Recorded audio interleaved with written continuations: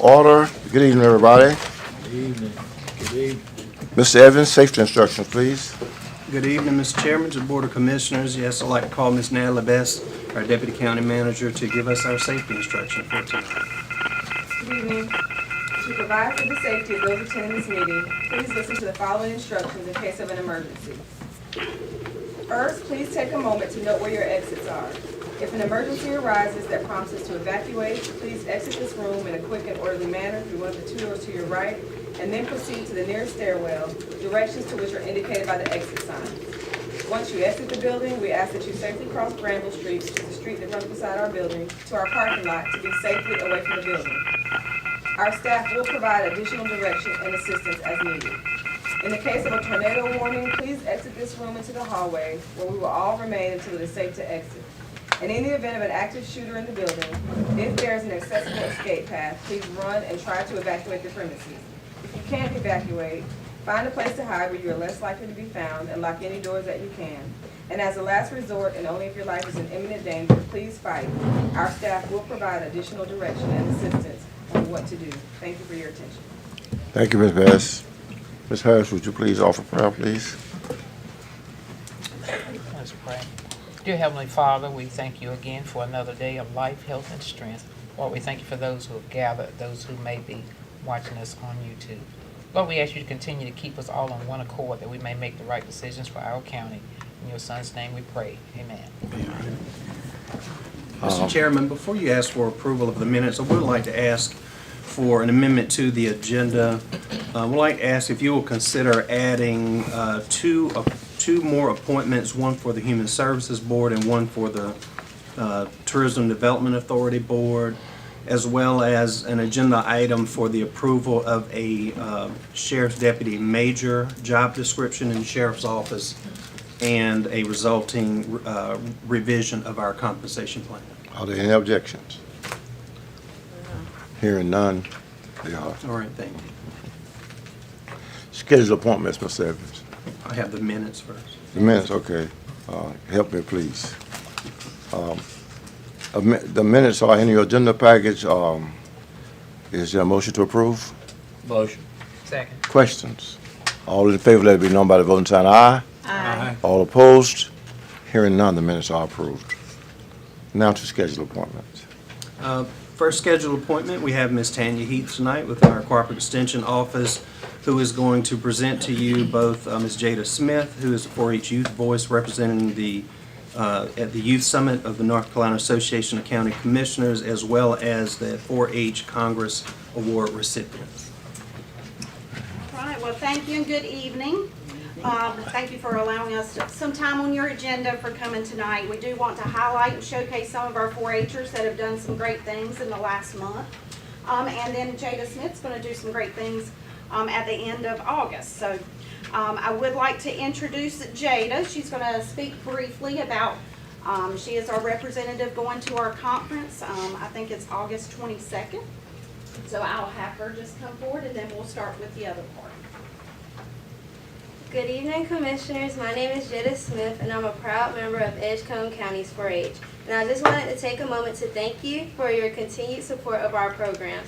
Some people may not realize it, but 4-H truly changes lives in ways you may not expect. Thank you for your support. I've had the chance to attend overnight summer camp each year, where I've pushed myself through high ropes courses, jumped into lakes, and tried new things. This year, I even got to go as an LIT, which is a leader in training, and it made me realize how much fun it would be to be a camp counselor in the future. In March, we attend Team Retreat, where we meet other teams from across our district and had the opportunity to run for district officer positions.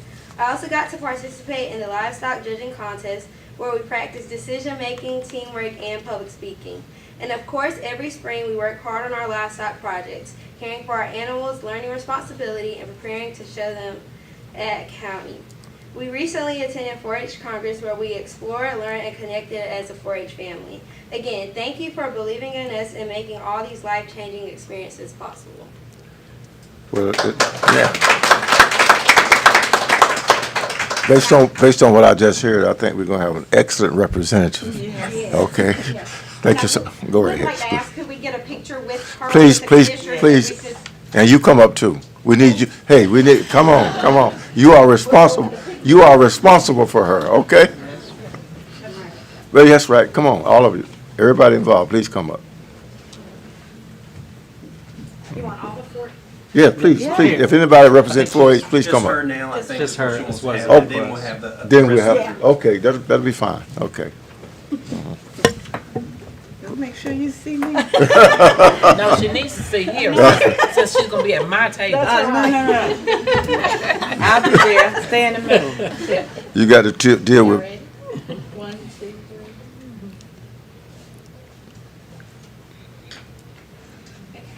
three. we got our commissioners jealous already, okay?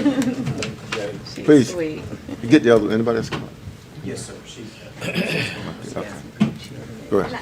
I will add one more thing about Jada. She doesn't know I'm going to talk about this, but she does have a little gift of the gab. If you didn't know that before, but last week she spoke about doing livestock judging, and that is very, very hard to do.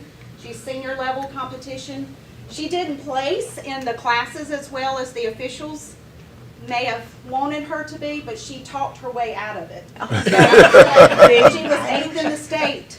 So she had to talk really, really hard to get that placing when she busted some. But she'll get there, right? Oh, yeah, she'll be She'll the get- next president. Okay. It runs in the family. Yeah. So next, I would like to recognize some of our 4-H'ers that attended North Carolina 4-H Congress. We went there July 21st through the 25th. And within that, again, we had some workshops. We elected state officials or state officers for 4-H. They did community service. And they also did some competitions. So I will say, and I'll highlight Edgecombe, we had the highest number of attendees in the district, possibly the state. I can't verify that, but I know we had the most attendees in the district. So I think that's great coming from Edgecombe County. And we do have some 4-H'ers here tonight. Some could not be with us. They're working or at school events. So if those that went to 4-H Congress, if you can stand. How many did you have when you went? We had 15 total. Okay. We had some adult volunteers. Good job, guys. And the other part that I will say that I think is different than any other county, parents stand up. Okay. We have the parents' support in all of these projects, and that's what makes it a success. But with that, we do want to highlight some of our 4-H'ers. One, in our leadership roles, we had the North Carolina 4-H State Reporter came from Edgecombe County. That was Logan Sunbaum. And she is actually in Texas, I think, right now on vacation, so she couldn't be with us. We also had Northeast District 4-H President. That's Jolea Knight. You'll stand. She was also our summer intern that worked with North Carolina A&T State University, so she's going to take over my job. So that's her. Sometimes. So she did an awesome job, and we're so fortunate to have her. That's sweet. The other part we'll talk about is our grilling and our public speaking presentations. So we'll have Connor Minshew, if you will stand up. He received the state gold in chicken char grill. So good job, Connor. We had Brylan Anderson received state silver, if you'll stand up, and beef char grill. Jenkins Anderson, he received, if you'll stand up, state silver in seafood char grill. We have Faith Womble and Brooke Minshew, if you will stand. They did a team presentation in livestock production and received the state silver award for that.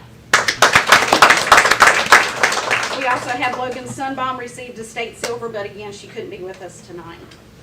So our next are our 4-H portfolio winners, and this is a 3-year project, so we ask kids to keep track of their projects, and they record it. So again, record keeping is huge here. We had McCrae Kaiser, if you'll stand. So state gold in forestry and natural resources. We have Peyton Kaiser received a state gold in the family and consumer sciences portfolio. Come on up, Peyton. I'm going to embarrass him because this was what he received as All right, there you go. 4-H'er in that category is the Wrong highest award side. that you can win in the state. Hey. And it's a traveling trophy, so we get to keep it in Edgecombe Okay. County. All right. And next, we'll recognize our 4-H scholarship recipients. Thomas Bradley couldn't be with us. He just got off work at the research station, but he received $7,000 or $8,000 in scholarships with just North Carolina 4-H. Peyton Kaiser, again, if you'll stand up. He received close to $9,000 from North Carolina 4-H, in addition to a couple of, I think, 1,500 from local 4-H scholarships. All in total from these kids with returning scholarships and the two that I noted, $28,000 from just 4-H scholarships. We also had National 4-H Congress winner, so this individual received this award and will go to the Nationals in Atlanta in November. And that's Logan Sunbaum, and she had to compete in an application, an interview, a resume, and an essay process. So it's kind of doing those workforce development skills. So good job to Logan. And next, our 4-H Honor Club. And this is the highest award any 4-H'er in North Carolina can receive. And we had two recipients this year. And we'd like to recognize them. Emma Britt, if you will, stand. And also Logan Sunbaum. So you have to be 16 years old in order to even apply for this. And again, I think 0.5% gets to be an Honor Club member. So that is a great thing that we have right here in Edgecombe County. And again, I'd just like to thank you for your support. It means a lot to our parents, our families, and you know, this program's great. So thank you for all that you do. Well, Ms. Heath, I think this program is because of your continued leadership, you know, and I've heard your name for quite a few years, and I think we owe you thanks for your service to this county, okay? And thank you. And as long as we can keep you, we've got an excellent 4-H, okay? Or you're grooming your leadership, That's right. okay? Yeah, you got good leadership behind you. And so, you know, it's important that we keep the professionals that we've got, and their continued leadership to this county is important. We're growing and we're moving. So we, not only you, those other professionals that we have out here that serve us, thank you for your continued support. Thank the primes. Thank you, because that is very important that we have you there.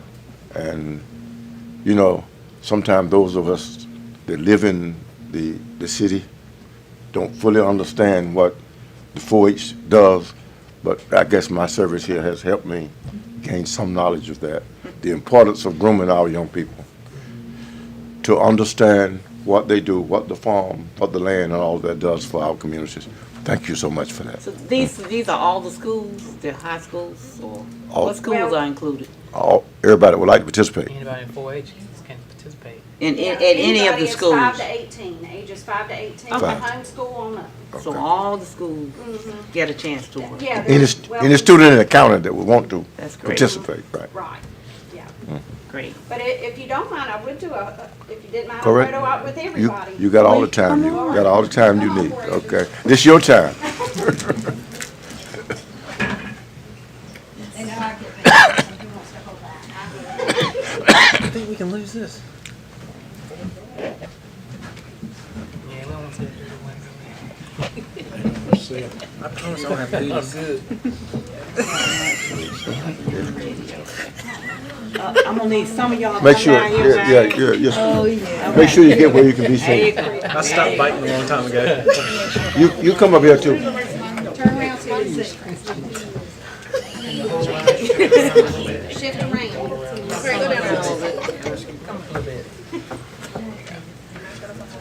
No, we won't. Congratulations, guys. We're really Oh, proud. can we turn that thing off back there?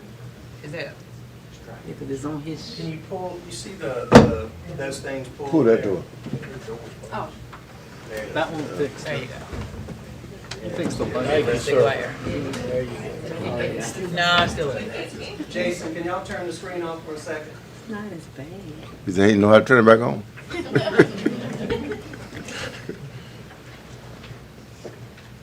can do it. Thank you. Okay. It looks prettier with it closed. 1, 2, 3. Okey-dokey. Thank you all. Thank you. Good job. Good Thank you, job. thank you. bring some of those chalk grill samples with you. Tell them I'm gonna need a bar $20 when I got all the money. We're gonna have some master grillers. Yeah. Do have my apple.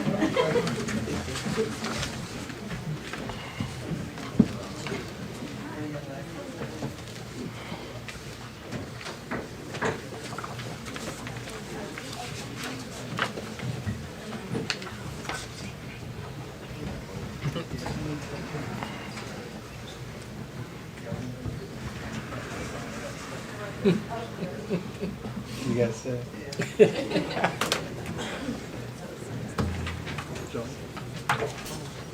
Moving on, Ms. Evans. Next on your agenda, Mr. Chairman, we have Ms. Teresa Lewis, our tax administrator. She is going to present a tax appeal. Just as context, following a recent audit of the business personal property owned by Americold Logistics, Ms. Lewis conducted an assessment of the property's value. Americold Logistics subsequently appealed the assessed valuation and submitted additional documentation for consideration. After further review and discussion between the tax office and the company representatives, the company remains unsatisfied with the valuation. As a result, they have formally requested that their appeal be heard by you tonight. Ms. Lewis is here to present you with information, and representatives from the company are here as well. Ms. Lewis, please come forward. Good evening. Okay. Mr. Evans has given you an overview of this appeal, but I'd like to provide some additional details. The county is required by North Carolina General Statute 105-296J to audit 1/8 of our accounts each year. We currently contract with County Tax Services to perform our business personal property audits. We have a total of 1,544 business abstracts within the county that are under a 6-year audit rotation. The auditor that conducted this audit on our behalf is here tonight, Ms. Martha Barber. The audit began with the initial request for information by mail on September 15th, 2024. A like-kind assessment letter was mailed on February 14th, 2025, the same day that Mr. Golden provided the requested information from September. The assessor's decision letter was mailed on May 16th, 2025, and appealed by Mr. Golden on June 10th, 2025. A more detailed timeline of correspondence is included in your packet titled Americold Logistics Audit Discovery Appeal. The biggest reason for these adjustments was the reclassification of assets, leasehold improvements versus real property. Leasehold improvements are defined as modifications or additions made to leased property by the tenant to better suit their business needs. These improvements are typically attached to the building and become the property of the landlord when the lease ends. Because it is our goal to have accurate information, we're recommending the reduction in value by $20,153,108. This would bring the discovery tax bill down to $29,157.15. I'm happy to answer any questions you might have. Is that different than what you sent us? I did not send you what I read, but the information that I just addressed is in your packet, yes, sir. Okay. Mr. Martin Golden is with Americold Logistics, and Okay. he can come forward. Please come forward. Okay. Thanks, Commissioners. Appreciate that. Love to see the community involvement here. Really appreciate that. Don't see that now that much. So Okay. it's good to see. Yes, we came and identified opportunity to review the schedule of listing within Ms. Lewis, and we identified some leasehold improvement that was classified and should have been classified as real estate. So we worked with Ms. Lewis and her team to identify those assets for her, and I think we come at the mutual understanding of where we stand today. So you are in agreement with what she says? Yes, ma'am. Yes, sir. Okay. But see, if you're in agreement, what we do need a motion? What do we need to do here? Yes, sir. So at the point that we're at in this appeal process, the taxpayer has the discovery process has ended, and we have made a tax bill on the record for $300,000. I believe that is in your your information as well attached. So when that bill got billed, the only process at this point that the taxpayer can do would appeal to the board under 105.312K, the power to compromise, and that reads, after a tax receipt computed and prepared as required by this section has been delivered and charged to the tax collector as prescribed in this section, the Board of County Commissioners, upon petition, the taxpayer may compromise, settle, or adjust the county's claim for taxes that arise therefore. So our motion is what? Our motion is what?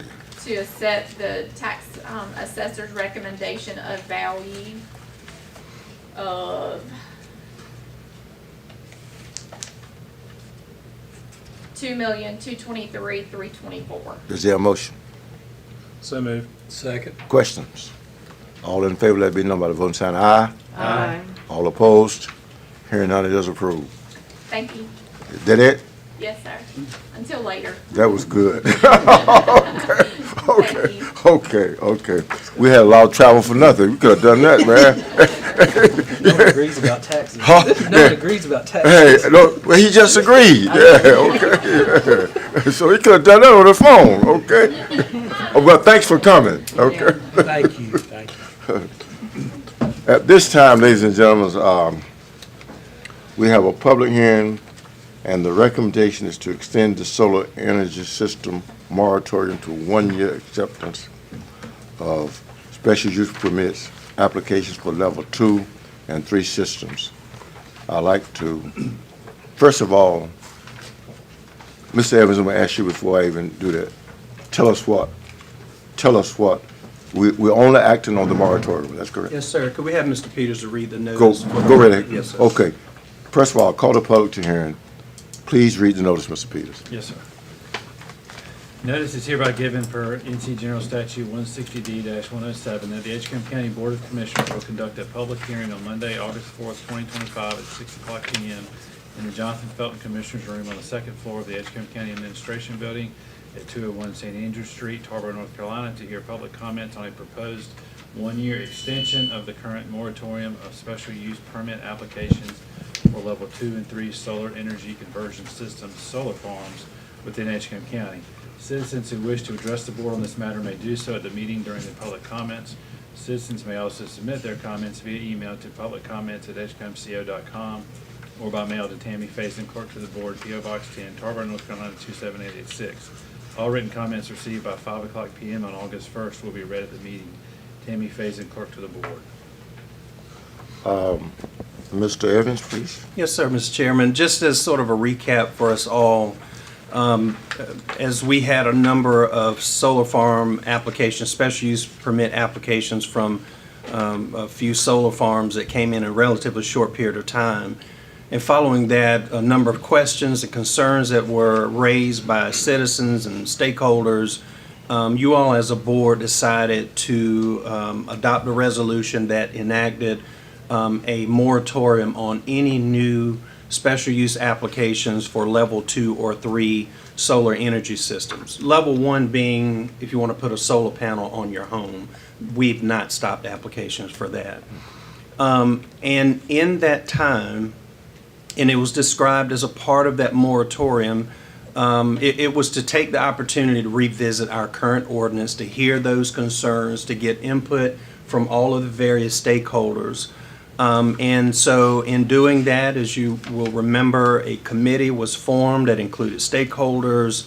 From all perspectives, there were some on the committee that were in favor of solar farms, some against it, some just felt like we needed some better regulations to our ordinance. There were a series of meetings that were held by, including those stakeholders, some recommendations were gathered. You may remember at your last meeting, those recommendations were reviewed and you had an opportunity to discuss those. The recommendations have also gone before our planning board. They've reviewed it, made some comments, recommendations. They also noted a few items that they would like additional time to study. You also know that there are a couple of state statutes that would prohibit us from making some of those recommended changes. And so we'd like to see, there may be some changes in those state statutes, so we'd like to see where those changes might go. overall, we feel like we need more time to further study the recommendations to see if any of those state statutes might change. And so the recommendation, pending any public comment you receive tonight, would be to extend the moratorium for 1 year.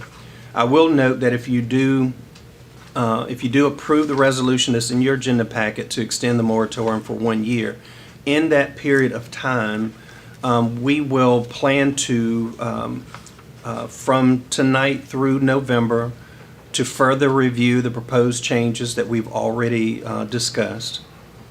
We would plan around December to have a follow-up meeting with that stakeholder group. Then between January and March of 2026, staff will review and finalize any recommendations or finalize our recommendations. And then we will have follow-up meetings with the planning board for them to be able to weigh in on those recommendations, to make their own recommendations to you. That will give us the opportunity then between June and July to review any final recommendations to you, and opportunity to call for a final or to call for a public hearing and possibly adopting ordinance revisions by August of 2026. So that would be the timeline of activities I would recommend that we do if you choose tonight to extend that moratorium. At this time, ladies and gentlemen, we are considering the extension of the solar energy system moratorium. If there's anybody here that would like to speak on that, please come forward at this time. Please come forward, ma'am. Please come forward and state your name and address for the public record.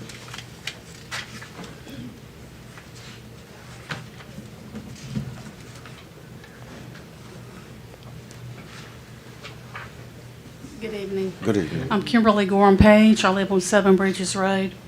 I won't take much of your time. You guys and women, elected representatives, already know my thoughts on solar. I'm respectfully requesting that you extend the moratorium for a year. I've been on the stakeholders meetings and a planning board meeting that lasted more than 3 hours, and I really feel that we need this to have sufficient time to clarify some key issues. I'm willing to serve on any committees that's looking into this, and I appreciate your consideration to extend the moratorium for a year. I feel like that's in the best interest of everybody. Thank you. Thank you. Is there anybody else here to speak? Yes, please come forward, ma'am.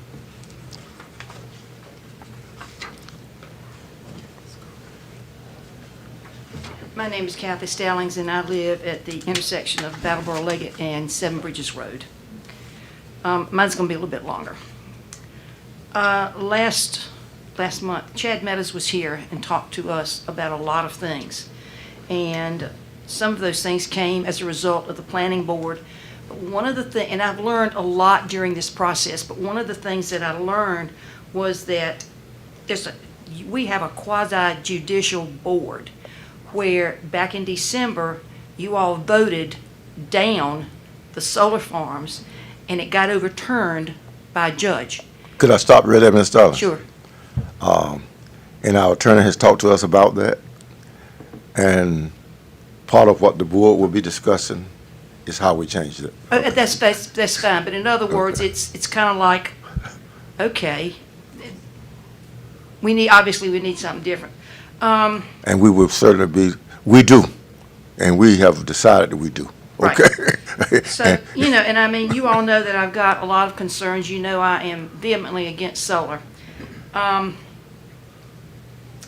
They have no assets. This is a reminder. Those companies have no assets at all. They have to get their money from someplace else. The tax credits that they get from the U.S. government, we're paying those tax credits. I mean, they're subsidies. So our taxpayers are going back to these. And of course, then farmland is being destroyed. And that's why I'm against it. But tonight, with the 4-H people here, that is one of the most valuable assets that we have in this county, is our young people and the scouts. And I'm about, why do we want to invest in solar when we can invest in our young people? The moratorium, to me, is the great way to do it, because it gives us an idea to go, instead of a knee jerk, to say, okay, what do we need to do here? What do we need to do here? And instead of saying, oh, we shouldn't have done that, we made a mistake and we can't get out of it. So I'm in favor of not only a year, but if we could get 2 years out of it, it would suit me. But anyway, thank you. Thank you so much. Is there anybody else here to speak? If not, I'd like to adjourn the public hearing. And the recommendation is to approve the solar energy system moratorium for 1 year. Is there a motion? So moved. Questions? All in favor, let it be known by voting sign aye. Aye. All opposed? It is approved. Thank you so much. At this time, ladies and gentlemen, we call a public hearing to discuss proposed financing of capital projects. The public hearing is called to order. Mr. Peters, would you please read the public notice? Yes, sir. The Board of Commissioners, the Board of the County of Edgecombe, North Carolina, the county is considering entering into an installment financing contract, the contract in a principal amount not to exceed $5 million, under which the county will make certain installment payments to A, finance improvements, including but not limited to HVAC improvements, electrical improvements, and roof replacements to various county buildings and facilities, including but not limited to the county's Human Services Building and 1912 building, and 2, the acquisition of rolling stock, and 3, the acquisition of solid waste disposal equipment, and B, pay the costs associated with entering into the contract. In connection with the contract, the county will secure its obligations under the contract by a deed of trust, that grants a security interest on the sites of the Human Services Building and 1912 building and the improvements thereon, the mortgage property, for the benefit of the financial institution providing the funds to the county under the contract. The contract and the deed of trust permit the county to enter into amendments to finance additional projects and refinance projects using the mortgage property as collateral, and the county may grant additional collateral in connection with such amendments. On the county's payment of all installment payments due under the contract, including any future amendments to finance or refinance projects, the lien created by the deed of trust will terminate, and security interest granted to the financial institution providing the funds to the county under the contract will be released. Notice is hereby given pursuant to sections 16820 of the General Statutes of North Carolina that on August 4th, 2025 at 6:00 p.m. or as soon thereafter as practicable in the Jonathan Felton Commissioners Room, 2nd floor Administrative Building, Tarboro, North Carolina, the board will conduct a public hearing concerning the approval of the execution and delivery of the contract as described above. All interested parties are invited to present comments at the public hearing on the contract. Signed, Tammy Faison, Clerk to the Board of Commissioners, County of Edgecombe, North Carolina. Mr. Evans? Yes, sir, Mr. Chairman. As has been said, we are considering financing for a number of capital projects and purchases. Bids were solicited from lending institutions based on interest rate and other loan terms. A review of those submissions going to be shared with you tonight. I will note that J.P. Morgan Chase, who was one of the respondents, noted that they would only lock in their rate once a term sheet was signed, and therefore an updated rate was provided. You'll get a copy of that tonight. It's a little bit different than what was in your agenda packet that went out to you last week. And therefore their rate will be held until tomorrow morning. We have with us tonight Mr. Ted Cole with Davenport and Company, our financial advisors, who is here tonight, who is going to walk you through these proposals we received.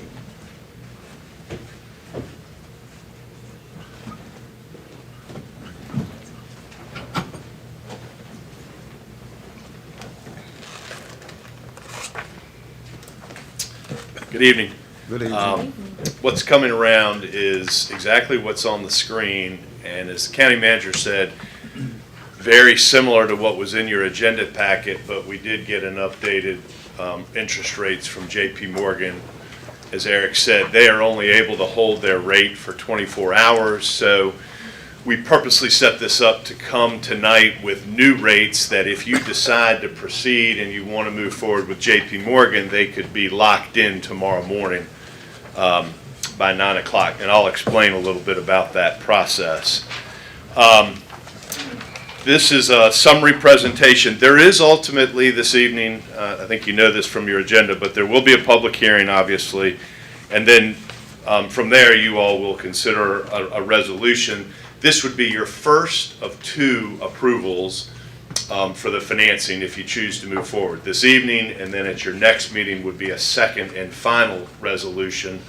And then we just would need this evening as well a little bit of direction on which funding option to pursue if you want to move forward. There are page numbers in the bottom right corner. And as the county manager said, we put an RFP out for an even $5 million in borrowing. On page 8, if you care to look at it, there is a list of everything that is proposed to be in this financing. Many of these projects I think you all are familiar with. These are color coded. Anything in green means that we know the cost. It is a firm bid or locked in some other way. The blue is we're using an estimate, but we're gonna have a good number by early September, and the kind of the light brown is the cost is an estimate we'll know in mid-September. At the very bottom, you'll see that we got to this cumulative percentage of known costs of 75%, and that was kind of a magic number for the local government commission who has to approve this loan. They want to know that when you're moving forward with a financing, at least 70% of your project costs are known and firm. And so we met that threshold. We confirmed with them today that we can proceed to the September LGC meeting, if you all direct us to do that, not have to push to October, which is a good thing. And in our borrowing, we know will be an even $5 million. And so we've worked this list in such a way that you've got flexibility to fund all of these projects. There's a little bit of reimbursement for some previously paid expenses that are coming back to the county, which you can then roll into other project costs if anything comes in over budget. But again, from the local government commission perspective, they're comfortable with this setup. So that's the universe of projects. We did receive proposals from 3 banks, JP Morgan Chase, PNC, and First National, all of whom are pretty regular bidders of local government financing.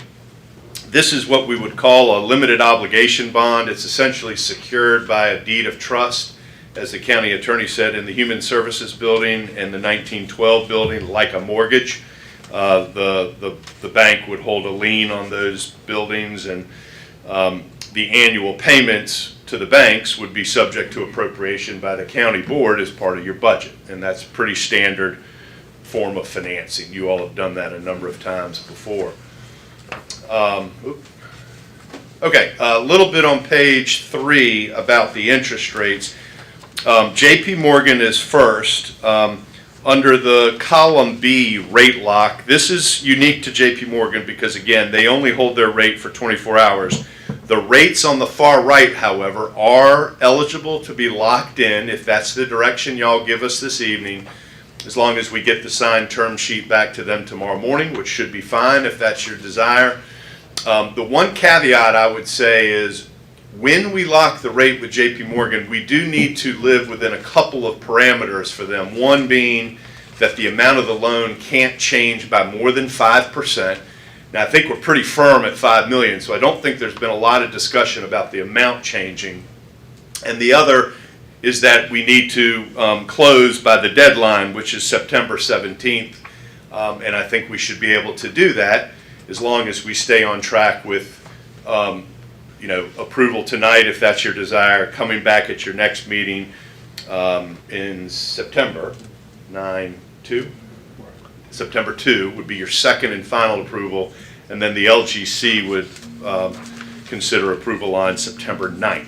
So as long as we stay within 5% and close by the 17th, we should be good with JP Morgan. If either of those don't happen, though, there could be a breakage fee to the county for breaking the loan, the rate lock. We think the risk of that is very low because everything is sort of lined up well. But they do say that if for some reason the local government commission didn't approve this loan, and we don't expect that to be the case, but if for some reason the LGC did not approve it, there wouldn't be a breakage fee. They're taking the risk that potentially something is delayed because of the LGC action. And again, we don't expect that to be an issue. So we're comfortable, if you decide you want to move forward with JP Morgan, locking that rate tomorrow morning. They gave us two options. Option one is non-callable. What that means is we cannot prepay it, right? So it's out there. We're talking about a 15-year loan with them. It would be a fixed rate. The rate would not change, but if we go with option one, which is their lower rate, we cannot prepay it in the future. And that would be, why would we prepay it or potentially refund it, right? We might refund it because rates go down and we want to get savings.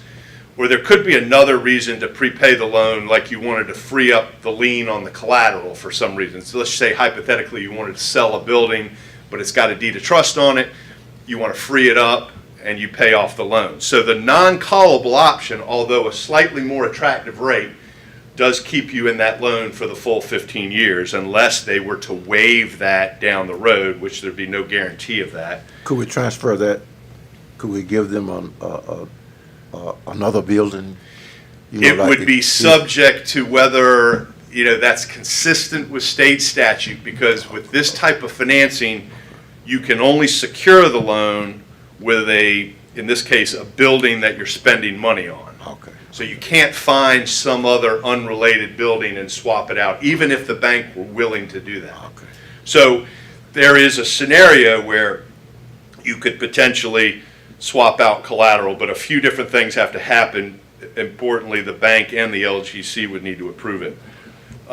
Option two is prepayable either in whole or in part at what we call PAR, P-A-R, no penalty, on any date on or after 2030, 8/1 of 2030. And keep in mind, a 15-year term is taking us out to 8/1 of 40.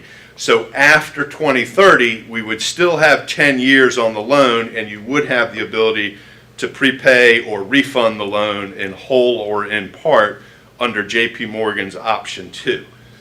Their 15-year rates, and the ones with the BQ in the parentheses are the ones we're going to look at. That means it would be bank qualified. That is a designation that this loan would carry that is attractive to banks because they get favorable tax treatment when they lend money to local governments that carries a BQ designation. They get favorable tax treatment on the interest you pay them. And you're not expecting to issue more than $10 million this calendar year, so this loan can be bank qualified, and it's a slightly better rate whether you're looking at option one or option two. So the BQ rates are what we're focusing on, a 3.60 non-callable option one versus a 3.93 with the callable option. And I'll show you here in a moment that difference in that rate on this loan is about $105,000 over the life of the loan. So option one, non-callable, over the 15 years would save the county about $105,000 of interest, but the trade-off would be no opportunity to pay it down or refund it in the future. PNC, second on the list, only provided a 10-year rate. We didn't actually ask for a 10-year rate, but they offered that. They tend to be a little bit shorter in the terms that they're able to offer. That was a significantly higher rate at a 4.52. And then First National Bank gave a few different rates, a 4-year rate for the vehicles at a 4.06, 15-year rate for everything else at a 4.76, and that's the scenario we looked at for First National. With PNC and First National, there is no rate lock scenario like JP Morgan. That rate lock process of signing the term sheet, again, in this case by tomorrow morning, is specific to JP Morgan. Let me get this a second. So, page 4, we've laid these out side by side. JP Morgan's two options in columns B and C, 15 years. Column B is the non-callable at the rate of 3.60. And as you go down the line, you'll see the loan amount is $5 million. We've got placeholders for cost of issuance. And you get to line 8, that's sort of the net amount that you would get for your project. So call it around $4.8 million we would propose to close, I'm going down the column, on September 16th. Annual payments, annual principal, semi-annual interest. So everything would start, payments would start on 8/1 of '26, about a year from now, which means FY '27. There is no payment due in the current FY '26 fiscal year. Payments would start in FY '27, so it's something you take into account in your next budget. If it went out to the full term, you'll see at the very bottom, principal plus interest, $6,143,000. Next to it in column C is the callable option, all the same basic assumptions, obviously a slightly higher rate at a 393. Same though, loan amount, closing and payment dates. The total over the life of the loan is $6,248,000. That's about $105,000 of additional interest compared to the non-callable option. Next, I would go to F. F is the combo of D and E. Remember, First National Bank gave us a 4-year rate or a 5-year rate, 4-year rate and a 15-year rate. We've blended those together in column F as in Frank. You'll see there the total payout over the life of the loan is $6,486,000. It's about $340,000 more than the J.P. Morgan non-callable. So a nice proposal, but significantly higher rates. And then PNC in the far right, again, a 10-year rate rather than 15. Any questions on that slide? Okay. Page 5 just gives you, we're going to focus on J.P. Morgan Chase, gives you a few more details. We've covered a number of these, right? We've covered the interest rate, kind of going down column A on the left. We've covered the prepayment language. There's 2 options. The acceptance and the rate lock we've covered. They would have an attorney representing them in the transaction for a cost not to exceed $7,500. It's a firm out of Raleigh that deals with a lot of local government debt, so they will be using somebody that understands local government finance, and that should go smoothly. We've closed a number of these loans with them. Credit's been approved. In terms of collateral, these other considerations at the bottom, as we said, Human Services Building, 1912 building, they're not requiring any title insurance, not requiring you to do any surveys or appraisals or anything along those lines that you might not have already done. And they'll source all the necessary reports for flood. Okay? So finally, page 6, the recommendation is what we're discussing sort of as we go here. Calendar-wise, just cover that quickly. Tonight is a public hearing, obviously. What direction you'd like us to go in with the banks, and if it's J.P. Morgan, for example, which option. And there is a resolution to consider. We have an LGC application about ready to submit. We're working with staff to put the finishing touches on that. The LGC meeting is going to be on September 9th, but you will have your next board meeting on September 2nd. That would be the second and final local approval by you all. September 9th for the LGC, and we would be in a position to close by September 16th. When we close, the money is set up and held in an account dedicated for this loan, invested to your benefit, meaning you get the interest earnings on those monies while they sit there, and you will be able to direct where that investment goes. The rest behind this into Appendix B, I don't need to go through it all, I don't think, but it is going back and revisiting some of the longer term capital planning work we've presented to you all. All of these options work in the debt model. They all work just fine. They all cash flow. The dollars are there in the way you budget for debt to not only continue paying what you owe on the debt that's outstanding already, but also take on any one of these options and continue to be able to service all of your debt without additional resources. So it's all consistent with the planning work. I think, again, one of the key questions will be which direction do you want to go? And happy to answer questions now or after the public hearing, whatever suits you. Any questions now for Mr. Davenport? Have a list of the rolling stock? Yes, we don't have it tonight, but if you'll remember the CIP list I provided before, it includes some vehicles in various offices, some in the sheriff's office as well. I'll be happy to, if you want me to, I can pull it up and go through it. Yeah, I just don't remember seeing it. I was going back and looking through agendas and it might have got buried somewhere. I'll pull it up while we call. It's just the bulk of this contract. I think it's probably appropriate to have that. Any other questions while he's pulling it up? If not, we might have some other questions for you. Okay. At this time, ladies and gentlemen, if there's anybody here for public comment in reference to our financial capital projects, would you please come forward? Hearing none, we adjourn the public hearing and give Ms. Evans time to pull it up. I will note while I'm searching through my files to pull that, I will note, as you know, we have the lowest rates are from JP Morgan Chase. We have two options there, the callable and non-callable. My recommendation would be that we go with the callable option. I think that will give us some flexibility for refinancing or maybe other things we might want to do in the future, and that would be my recommendation. Any comments from the board on that? I think with the pending school debt out there, I feel like we could save the money on this and then look at see what costs are on that, because we already are committing to another significant amount of debt next year.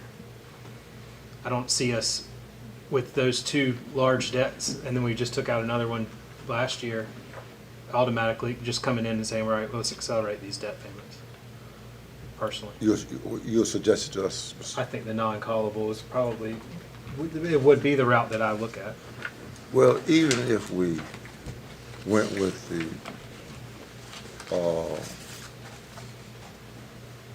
callable, the non-callable, it does not necessarily, yes, it would because we have to pay it.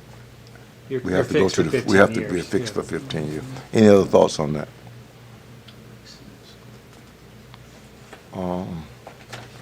That's just my logic there. It's save, and then we can accelerate the school contract if we want to accelerate debt.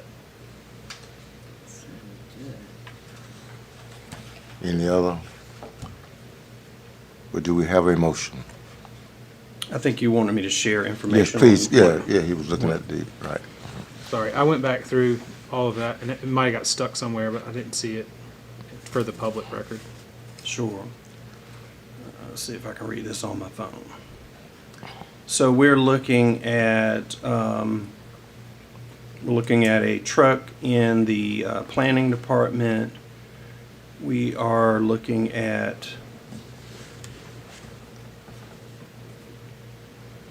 in emergency services, a truck, an SUV that will be used as what they call a QRV, quick response vehicle, as well as an ambulance. And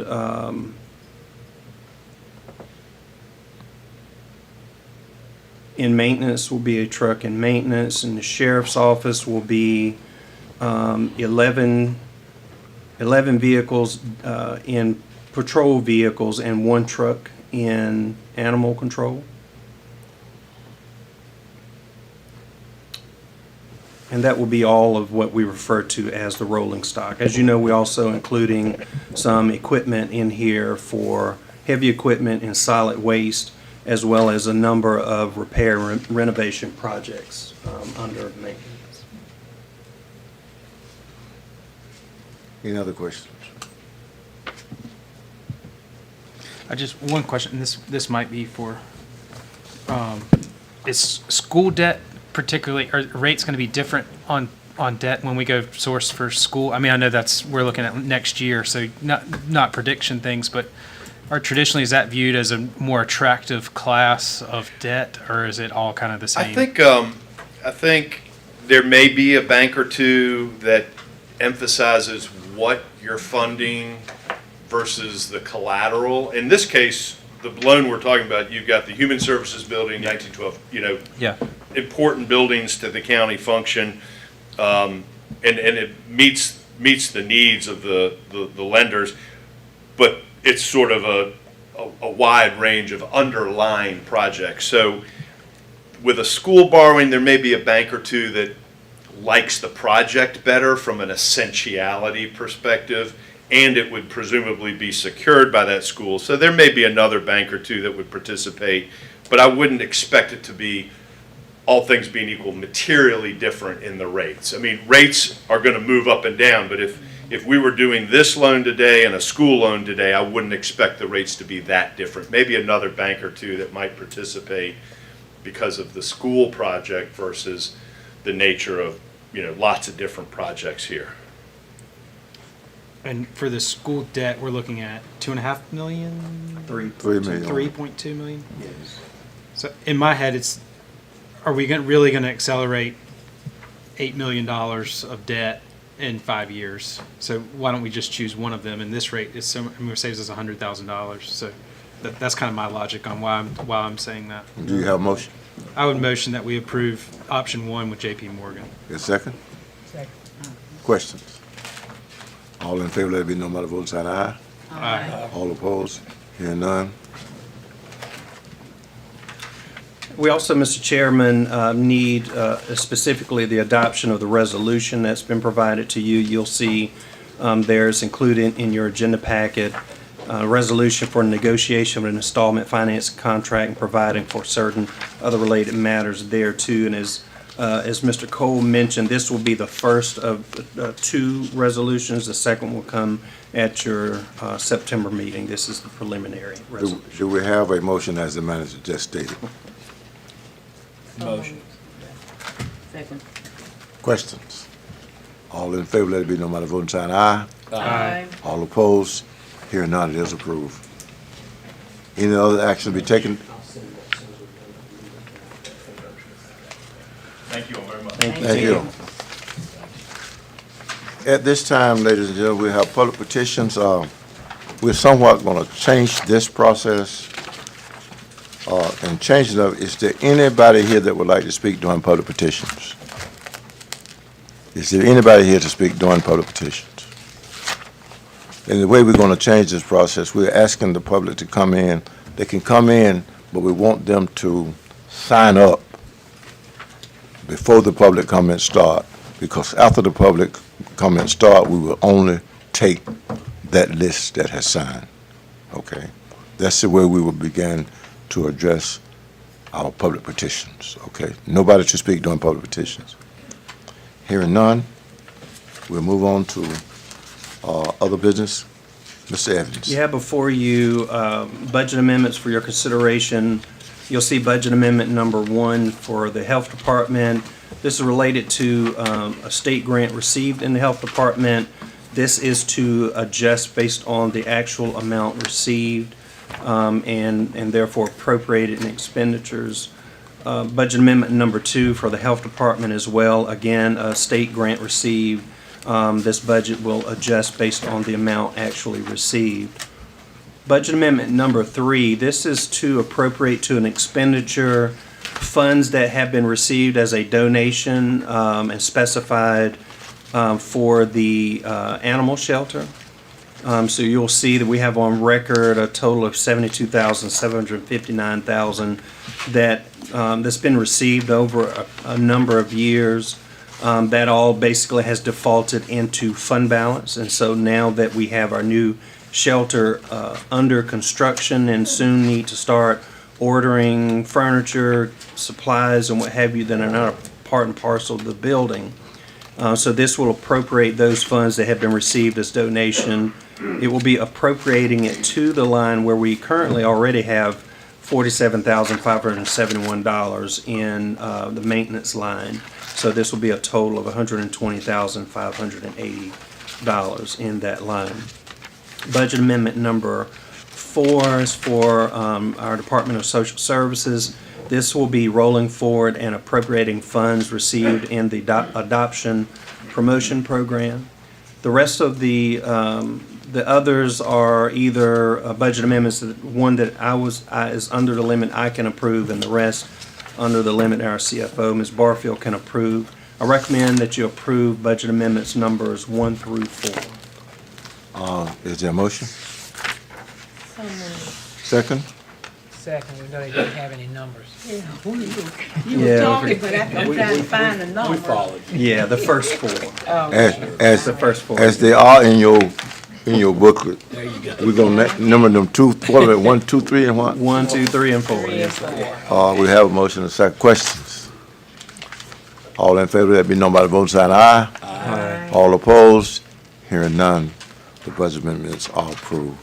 Next, Mr. Evans. Next, I'd like to call Ms. Teresa Lewis back to the podium, and she's going to present the annual tax settlement and request that you charge her to collect from there moving forward. Good evening again, Commissioners. Thank you for having me. So you have a copy of the annual settlement required by state statute in your agenda package. As you can see, the collection rate for annual taxes went down from 95.41% for FY 23-24 to 94.46 for FY 24-25, a decrease of 95% or 0.95%, excuse me. I would also like to report that the motor vehicle tax collection rate for FY 24-25 is 99.58, a slight decrease of 0.34% from the past fiscal year.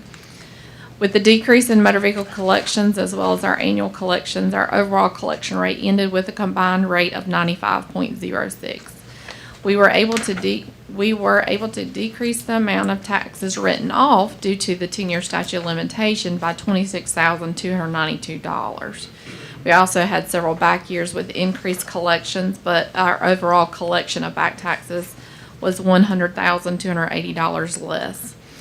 I am happy with the overall rate, but I am not happy with the overall rate, but I am very pleased with what the staff has done. They work very hard to what they do in the office as well as in the classroom. I couldn't have done it without them. Miss Lisa Skinner is here tonight, our deputy tax collector, and I'd like to personally thank her for all the work that she does in that office.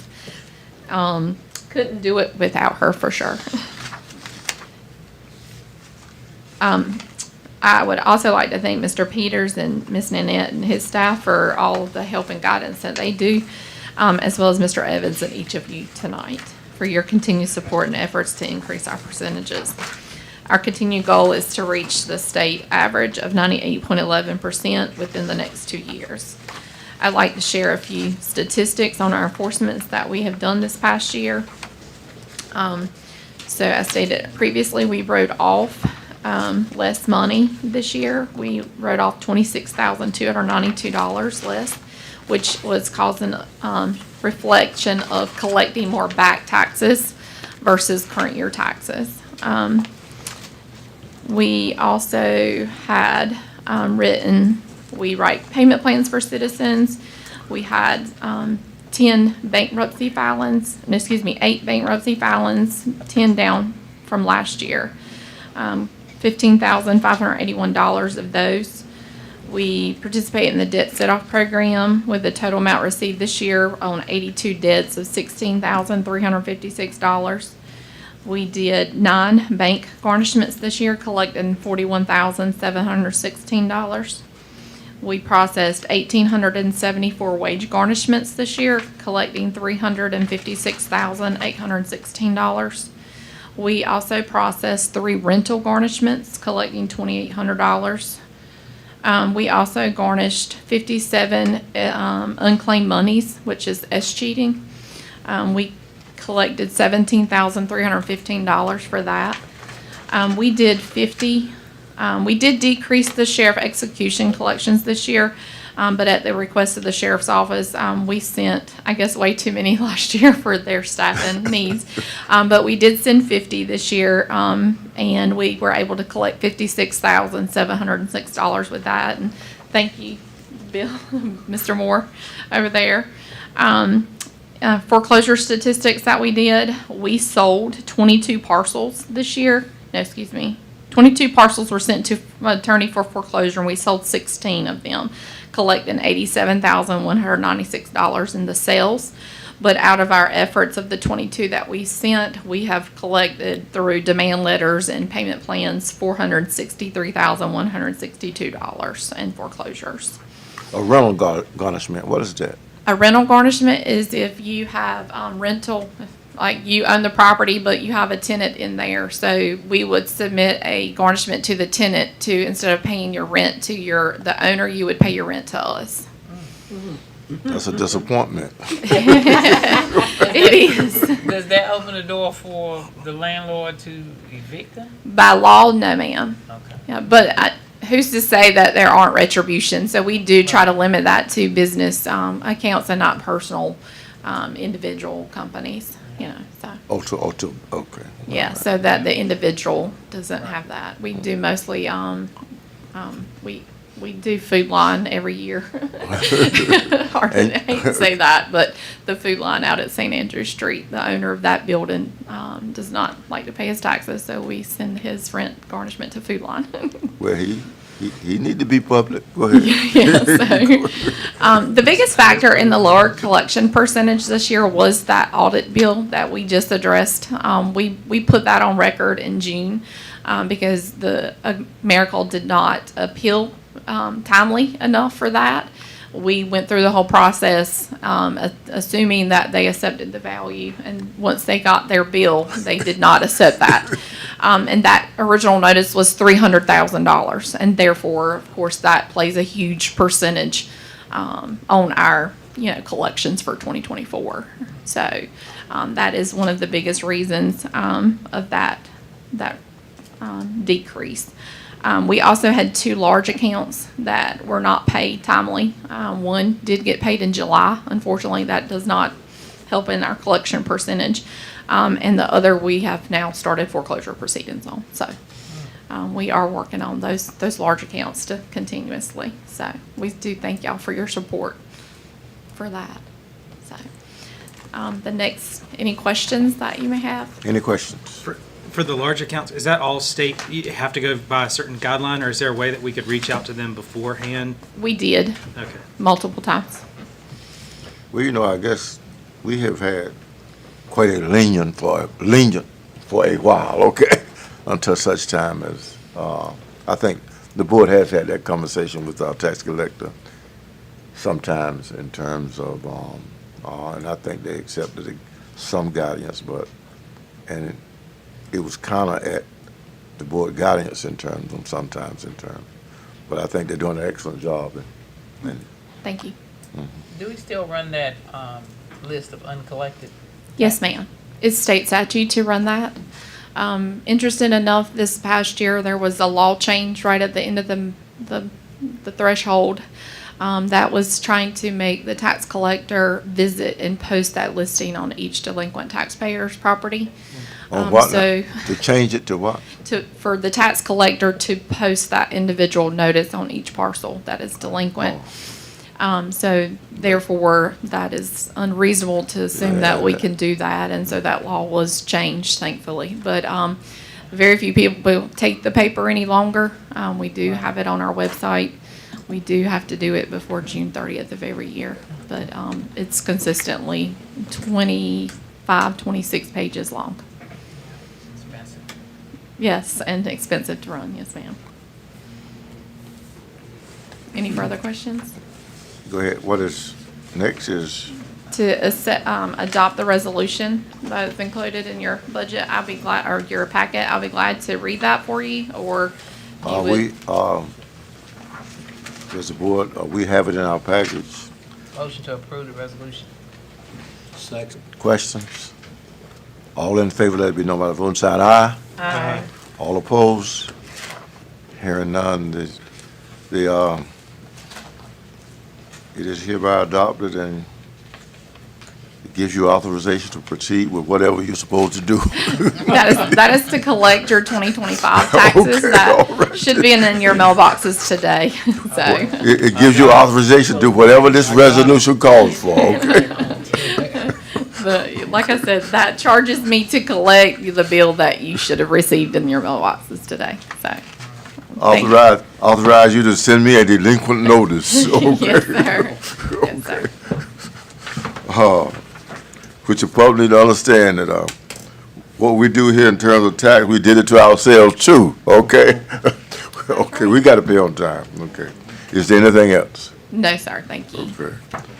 Okay. Thank you so much. Next, Mr. Evans. Next item is regarding your annual agreement with North Carolina Forestry Services. You have a copy of that agreement.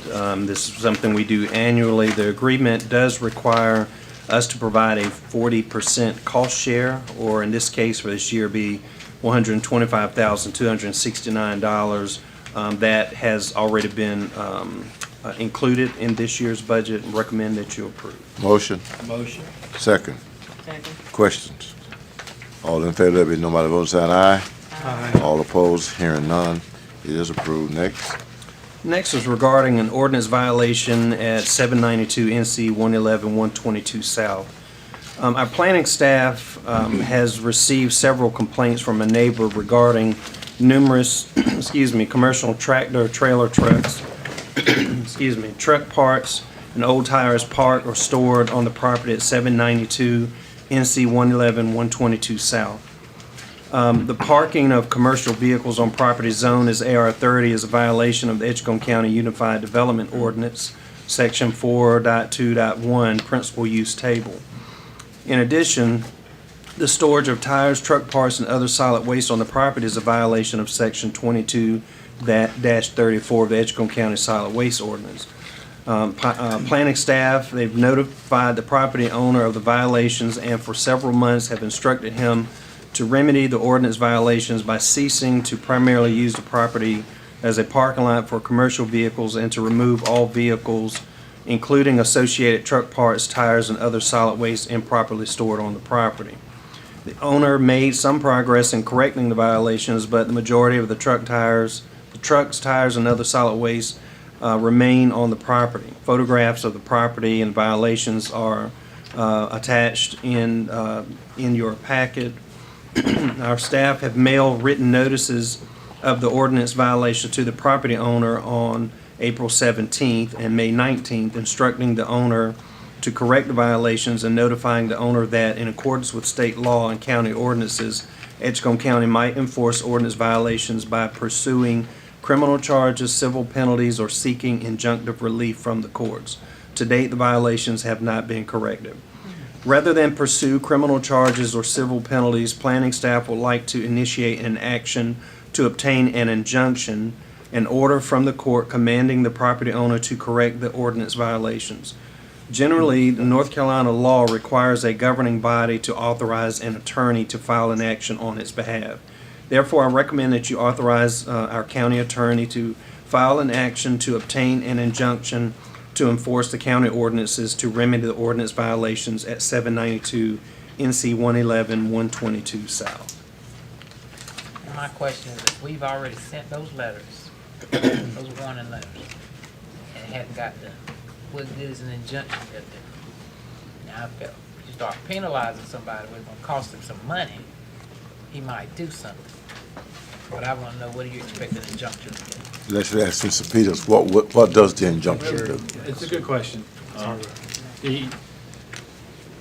The court action could include some penalties also. The hope is that, a court order will get more attention than our letters from county staff. You could choose to just start adding penalties up. The danger there is penalties don't get paid, and then we've got to file an action to enforce the penalties. So there's no clear right answer here, but this is the way that we've discussed pursuing with your authority. So is this something the officer would go to the house to take this injunction? Or are you gonna mail that to him? No, the property owner would be served, like with the lawsuit, and we'd have to have a hearing in court. Okay. Well, when people start going to court, it gets your attention. Right. Okay. When you get to court, Because you got to pay them well, some money. I found it. you before a judge, they don't tell them what a judge might say to them. And judges, the Court power, fees. the power of the court is a whole lot different than the power of the board. Okay, and it depends upon what the court does with it. What are the penalties? We're not complying with that. Well, it could be contempt of court, which could be, What are our It's- monetary penalties. Is it $100 a day? That's up to $50 a day. $50 a day. $50 ain't scaring nobody. And how long? But $50 a day adds up. Have y'all Yeah, been you're tracked? right. $50 a day kind of adds up. You know, if it's been 6 months, you know, that's How long has this been? that's a stiff penalty.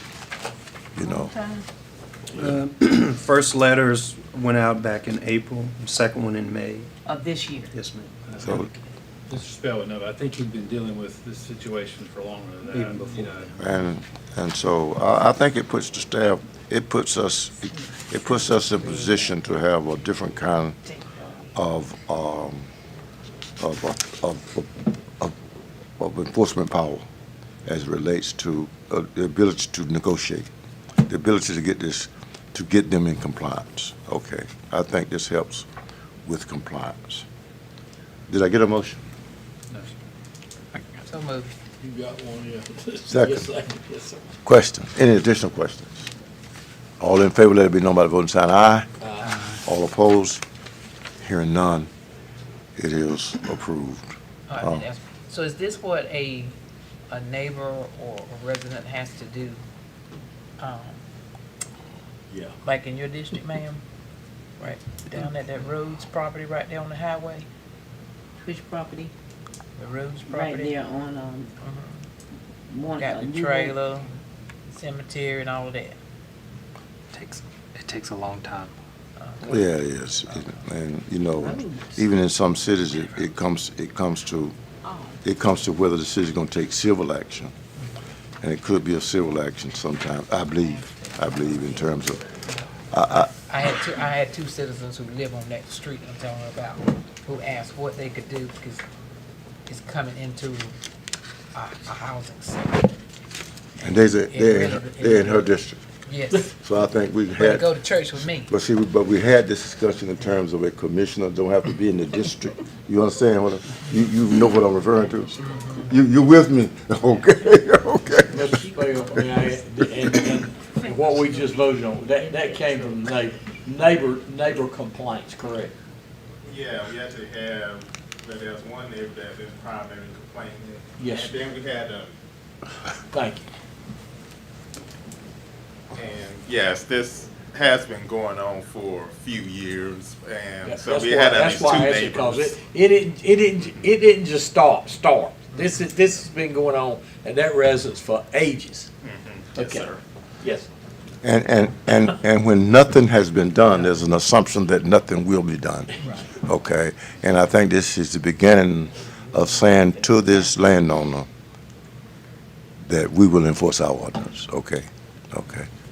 So it's something that maybe when we get complaints, we need to start an earlier initiative in terms of not waiting as long as we've waited on this, because sometimes we just I'm not saying this is in the case, we just take these complaints and they sit there. I Because, told the neighbor to call your office.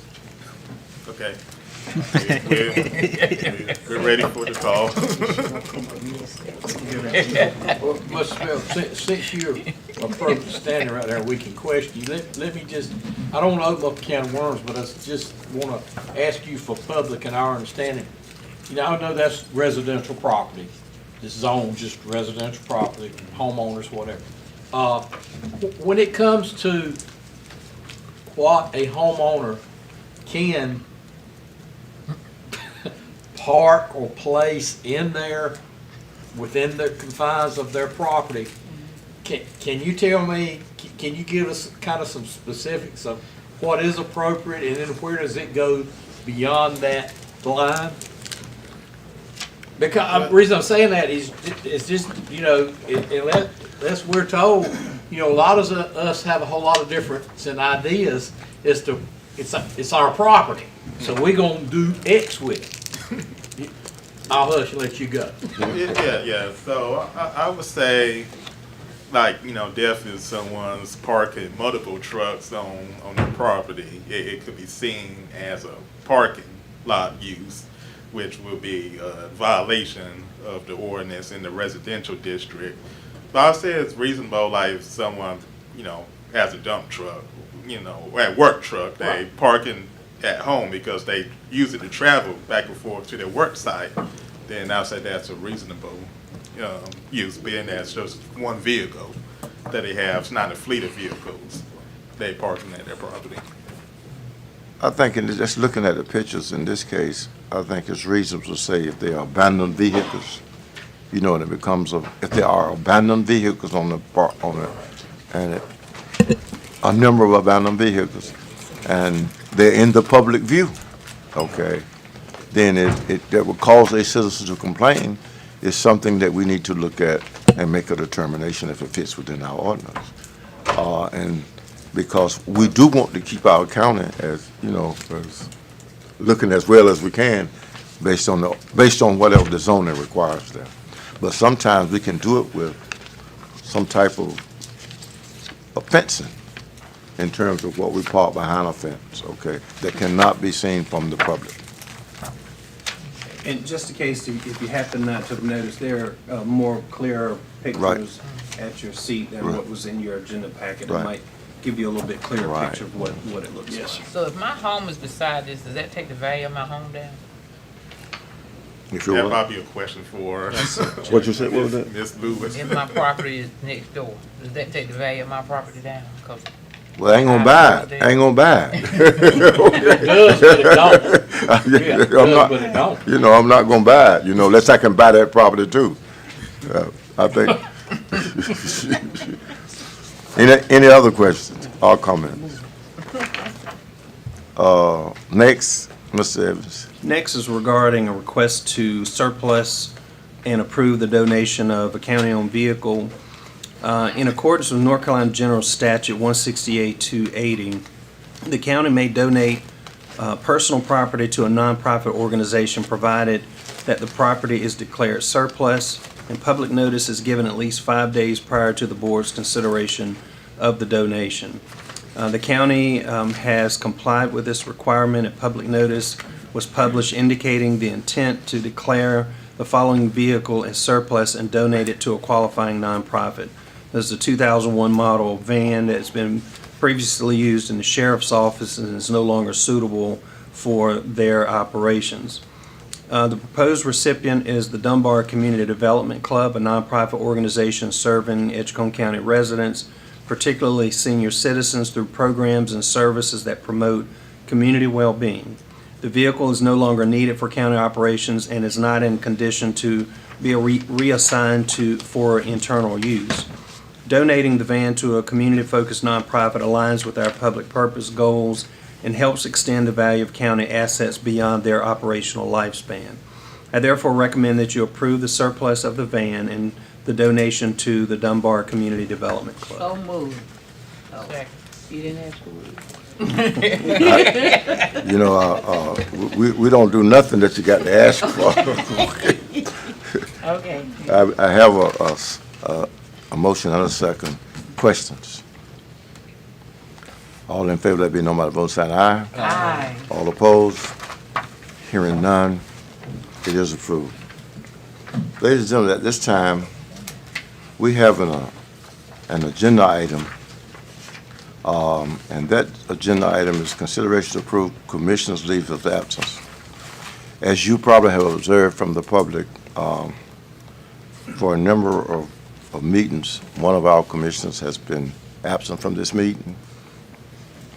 And I raised an issue with our attorney in terms of research, in terms of what this board could do. And in that research, there is a statute that I'm going to ask you to read that statute, Mr. Peters. Yes, sir. The statute is General Statute 128-40, leaves of absence for county officials for protracted illness or other reason. Any elective or appointed county official may obtain leave of absence from the official's duties for protracted illness or other reason satisfactory to the Board of County Commissioners of his county for such period as the Board of County Commissioners may designate. The leave shall be obtained only upon application by the official and with the consent of the Board of County Commissioners. The official shall receive no salary during the period of leave unless the leave of absence is granted by reason of protracted illness, in which event the granting of a leave of absence shall not deprive the official of the benefits of any sick leave to which the official may be entitled by law. The period of leave may be extended upon application to and with the approval of the Board of County Commissioners if the reason for the ongoing leave still exists, and it may be shortened if the reason shall unexpectedly terminate, provided that no leave or extension thereof shall operate to extend the term of office of any official beyond the period for which the official is elected or appointed. If, by reason of the length of the period of absence or nature of the duties of the official, the Board of County Commissioners deems it necessary, the Board may appoint any qualified citizen of the county as a temporary replacement for the period of the official's leave of absence. This appointee shall have all the authority, duties, prerequisites, and emoluments of the official temporarily replaced. The appointee shall possess all the qualifications required by law for holding the office for which a temporary replacement official is appointed. And that commissioner is Reverend Hines, and he has requested of this board, written a letter of this board, to give us that leave of absence. I was looking for the letter. Okay. It's right behind the statute. That letter states, "Dear Chairman Wiggins and fellow commissioners, I hope this letter finds each of you well. I'm writing to respectfully request that the Edgecombe County Board of Commissioners grant me a leave of absence from my duties as county commissioner due to ongoing health issues. Over the past several months, my health has significantly impacted my ability to participate in meetings and carry out the responsibility of my office. After proper consideration and consultation with my healthcare providers and family, I believe that a temporary leave would be in the best interest of both my personal well-being and the board's continuous effectiveness. Pursuant to North Carolina General Statute 128-40, I am formally requesting that the board consider granting the leave of absence, if deemed necessary, appoint a qualified individual to serve temporarily in my stead during that period.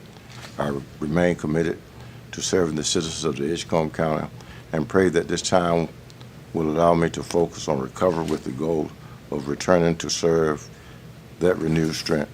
That is and the board receives, please state to what the board, the benefits of the board, Mr. Evans. Yes, sir. So our Board of Commissioners, they receive a monthly stipend that is to defray some of the costs related to them in serving their duties. In addition to that, they also receive a travel stipend that is a set monthly amount, and that is to cover travel costs within the county. They have the opportunity, if they travel outside of the county, that they can request reimbursement as staff members would, but they receive that. Also, it is offered to all of our commissioners the opportunity to participate in our health insurance program. Not all commissioners participate in that. Commissioner Hines does, and so he receives that benefit as well. And this request is to, my motion will be to request a leave of absence without the travel involved in that. Do I get a second? That would be my motion. Do I get a second? Second. Questions? Any questions of the board?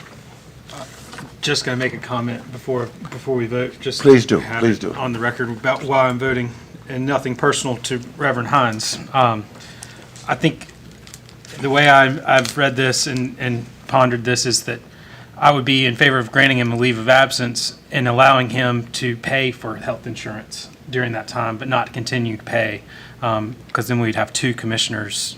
Theoretically, we would appoint another commissioner and have them be eligible for that. We as a county are talking about pinching pennies, literally, on our budget items. And I think the citizens need to know that there's going to be two positions that are going to be paid to serve them in their ward now, and with one on a leave of absence. And that's to the tune of $25,000+, well, minus the travel stipend, but $24,000 a year. So I do sympathize with him being ill, but I just don't agree that we should have to pay for two people to fill that position. And I don't think it's the board's priority to make that determination. I think we are elected by the citizens. Our boss in this scenario is the citizens, and it's not for us to determine when people go on leave or when they leave this board. Any other, go ahead, Ms. Harris, please.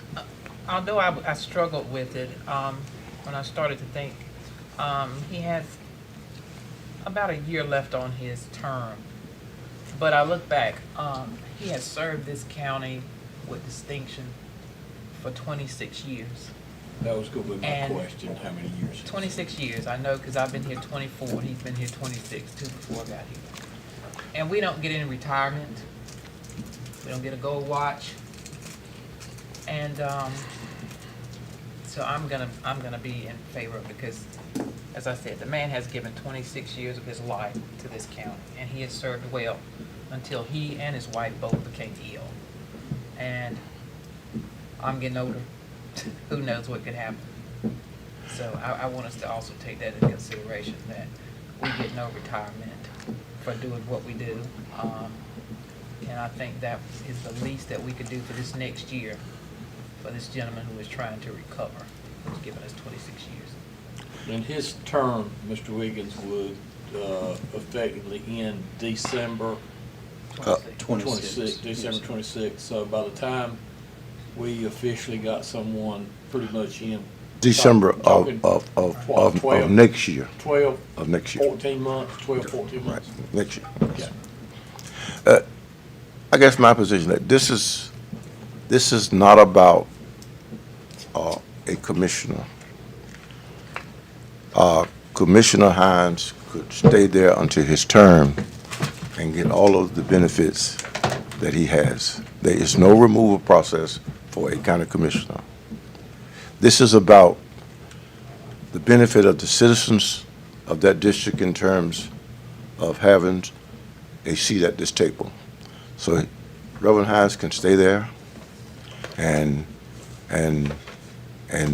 he will continue to get the full benefits. So this would not necessarily give him the travel, because he will not be serving in that position to get travel. All in favor, let it be known by the vote sign aye. Aye. All opposed? Nay. The motion passed, 41. It is approved.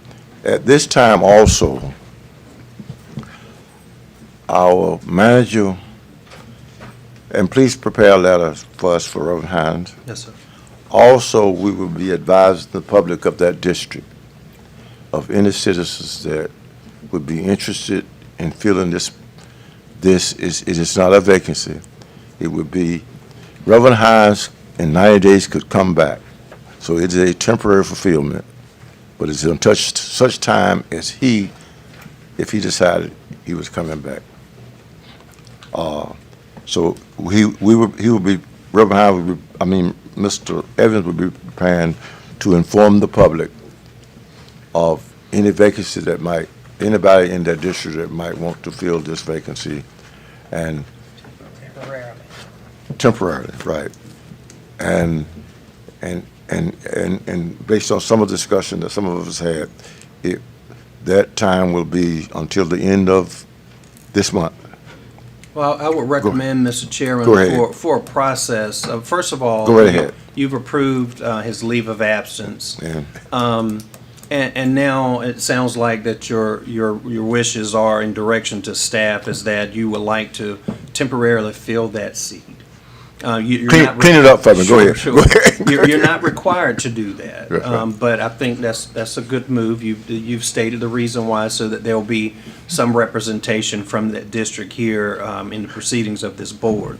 I would recommend that you instruct me and staff to publish a notice regarding this, and that the board will be accepting applications from interested individuals who live in that district and qualify to serve in the seat. We can prepare that application and publish that within the next few days. I would suggest that you take applications, or allow us to take on your behalf applications till the end of August. Depending on how many applications that you receive, you may want to assign this to a committee to review these applications, or you may want it to come directly to the board. Ultimately, it will need to come directly to the board. I would also recommend to make that process as public as possible for the benefit of citizens in general, specifically citizens in District 7. So at some point, I would recommend either, depending on the number, either all of the applicants come before this board, make a presentation, answer questions, or a number of them that you might rank or rate in some way, depending on the number of applicants that you receive. Any additional comments that, other than what the manager has made, in terms of how we proceed with that? I think it should go through our personnel committee, and the personnel committee bring it back to the board. And the board would be also looking at those applications without any other directions from the board. The manager we accept the direction that Mr. Evans has given to us? Yes, sir. Those are your stated goals? Yes, sir. We will act accordingly. Proceed with that, Mr. Yes, Evans. sir. Okay. Any other, and ladies and gentlemen, we want to be as open as we can about this matter, because it might raise public questions, but we refer all questions to, as related to that, to Reverend Hines. Okay. Any other comments? Next on the agenda, go ahead. Next on the agenda, you have an application for a rezoning, case number 25 CRZ03. I've asked Mr. Spell if he would come up and give you a summary of that request. You have it in your agenda packet, but just so that we can have it in the record. Okay.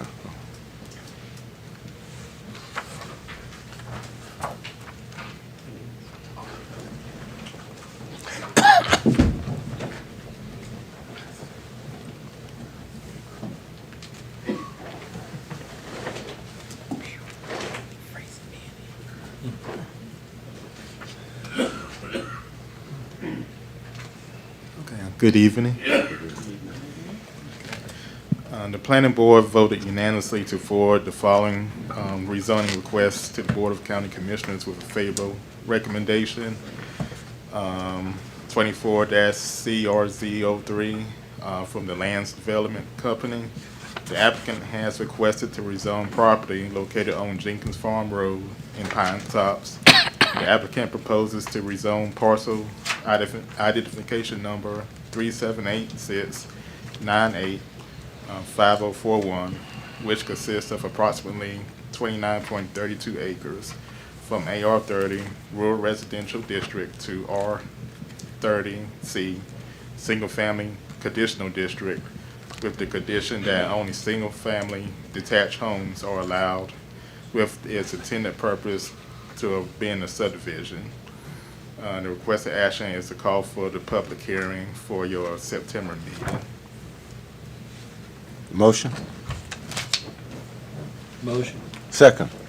Second. Questions? My question. No, okay. Let's hold right there. All in favor, let it be known by the voting sign aye. Aye. All opposed? Tell me the difference between this request and the one we just passed. The one we passed last time. The one for the housing, the new subdivision? Yes. Well, this one, so he's requesting to go to the R30 conditional district. So they both have the same conditions of limited to single-family site-built homes. However, this request, the minimum lot size would be 30,000 Larger square lot. feet. Larger Yeah, lots. larger lots. Okay. And then this, as you probably see in your packet, he's only proposing 25 lots in this development, proposed development. I'm with you now, go ahead. Okay, that's all. Anything, any other questions? I wanted to go ahead and call for it, okay, I just, okay.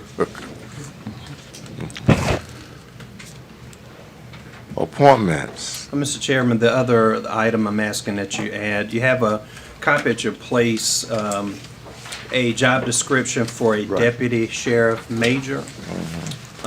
Just for all of us to be on the same page, currently our compensation plan shows that in the sheriff's office, that of course the highest position is our elected sheriff, and just below him on the org chart is currently noted as a chief deputy / major. And so Chief Deputy slash major. / major, yes, sir. And so Chief Sheriff, Deputy is a colonel. sir, Chief Deputy is a colonel. I guess so, yes, sir, pretty close to it, that's right. So Sheriff Atkinson, and that's, the change that we made and should have caught that earlier when we did that. So what he would like to do is to change that chief deputy / major to just chief deputy sheriff, to add a deputy sheriff major position that will fall between a captain and the chief deputy.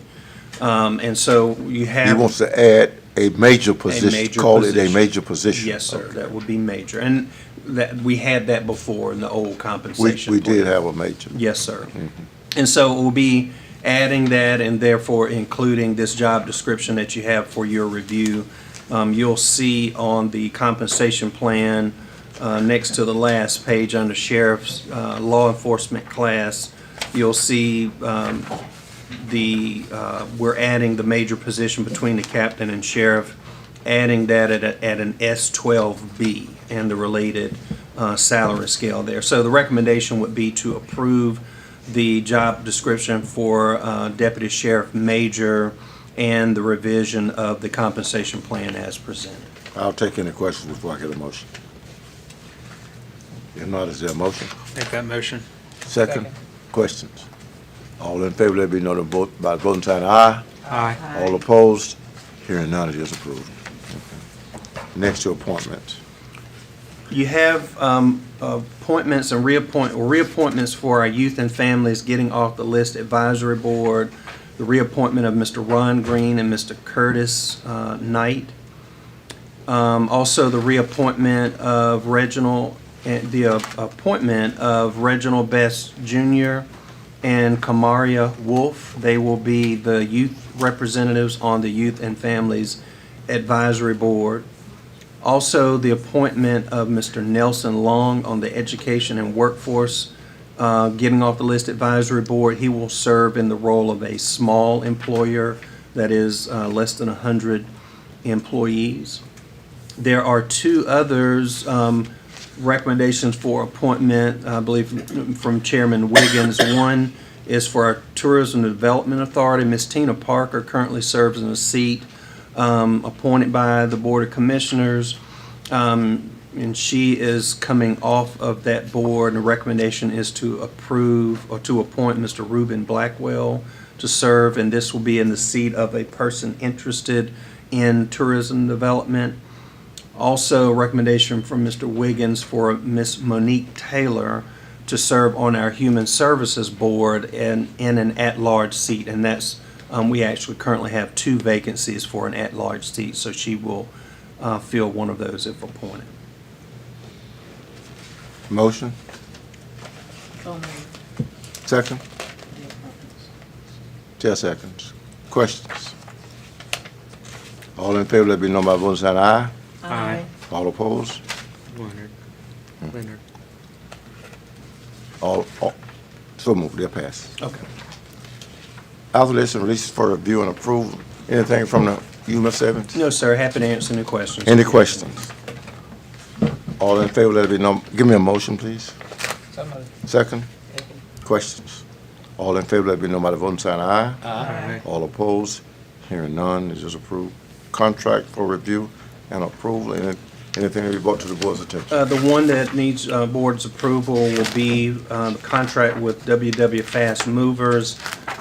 This is for renewal of a contract for non-emergency Medicaid transportation through Department of Social Services. They are currently the secondary transportation provider. As you know, Tar River Transit is our primary provider.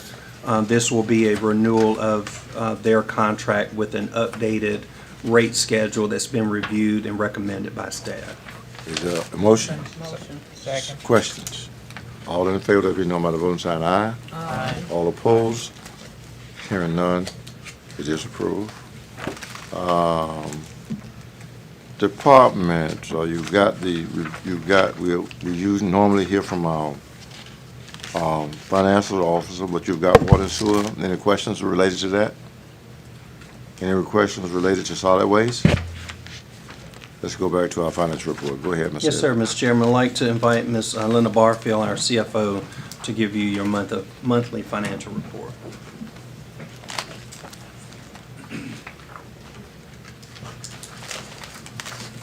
Good evening, Commissioners. Good evening. So I imagine when you open the reports, if you've had a chance to review them beforehand, they probably looked a little skewed to you, which I'm here to hopefully help explain that. As you know, just by nature of the way that we do things, lots of our revenues that come in go back to the year before in July. So we're still basically receiving all the outstanding reimbursements in July that were initiated in June. But as for the current year ad valorem tax collections, you know, those are billed and receipted on a different system. And then they're booked on our financial software at in the next month, at the end of the month, but that entry happens in the next month. So basically, we didn't get the information we needed to report on that before we had to have the information ready for you. So next month, you'll start to see tax collections up there, and from that point forward, they'll be reporting. In terms of the sales tax, the same thing. We are collecting the sales tax. They are being receipted in. They are going back to the 25-year. I had a chance to look at what Mr. Evans shared with the projections that are coming in for the next collection, which I believe will be the May collection. Right now, what we last received was for, and let me back up, instead of collection, I should say sales. If there's a different period from when the sales happen to the collections to when we get them. But bottom line, it looked like all indications point that we will exceed the 25 budget for sales tax. There looks like there could be a little bit of shortfall in Article 42, which, you know, is primarily used for schools, but that'll likely be offset by some extra earnings in Article 40 that is also used for the schools. But overall, sales tax is looking good, and we are expected at this point to exceed our budget. So that's always a good thing. So you don't necessarily see that reflected in this report. And in terms of our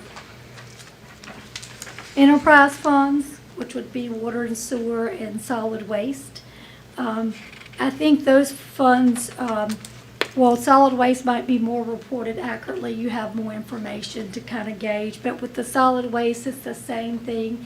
They bill and receipt on a different software system. So we don't get their end of the month until after the month is ended. But unfortunately, by the time we have to have it ready for this one, we don't have that information to book those entries. But again, starting in August, the report will look a little bit better.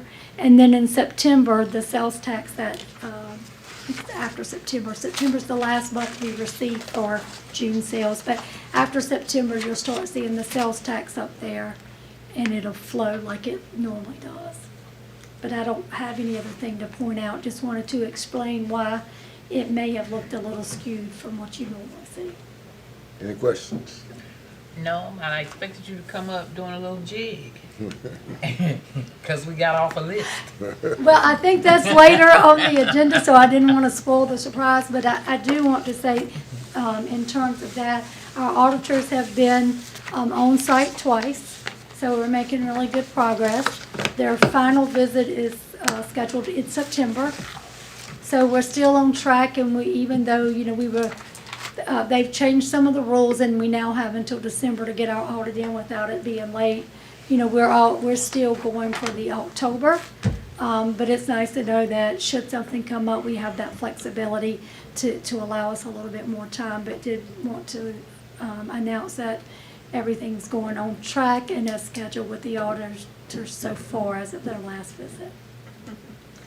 Excellent job. So while she's at the podium, to add to that, as you mentioned, Commissioner Harris, as is publicly known, we have been on what the North Carolina Department of Treasury Local Government Commission calls the unit assistance list. So because of we had for a few years there late audits and some audit findings, they put counties and towns on what they call that unit assistance list. And basically what it does a couple of things. It requires us a little bit more rigor in what we have to report to them. They assign a team member from the local government commission to review our budget before it's approved and things like that, a number of things. So that is something that the staff, they've been working hard on getting us off of that list.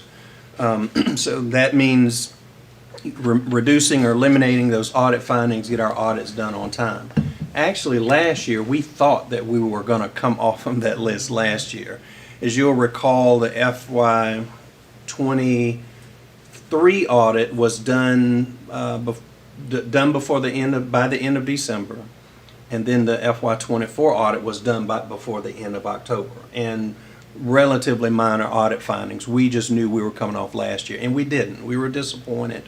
Requested a meeting. We had that meeting, and they said, you've done great. You've done a lot of improving. We need to see that pattern continue. So it was kind of came out of the blue. I had not got a phone call or anything, but we got an email, and a copy of that is in your agenda packet. And so now Edgecombe County is no longer on the unit assistance list.